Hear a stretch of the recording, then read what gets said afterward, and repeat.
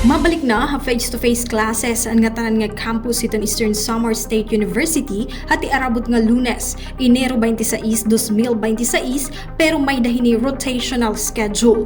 Kareg sidngon, magkakamay adahin double session shifting. Iton siyahan nga session in matikang alas 6 aga tubtub alas 12 hit oddo. Samtang iton second session naman in matikang hit alas 12 tubtub alas 6 iton kulo.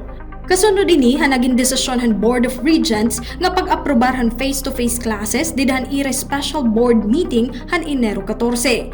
Igin presentar han special task force ang mga nakita durante han iragin buhat nga pag-inspeksyon ha mga pasilidad nga tanan nga campus nga apektado naman han mga naglabay nga linog.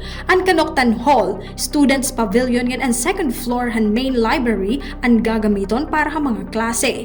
Ha ibang mga campus diri daw kinahanglan ig-implement ang double session shifting labot lahan ESO giwan nga posible mag-implementar hini darahin mga damage sa ibang mga building nga nakadamuhiton mga estudyante. Para mga estudyante nga naguukoy ha ladies ngan boys dormitory, ginahangyo hiton pamunuan hit universidad nga magturoy anihin alternatibo nga boarding house. Dara ini ha mga nakita nga damages han mga eksperto, diin igin pailarom ini nga mga building ha precautionary restriction.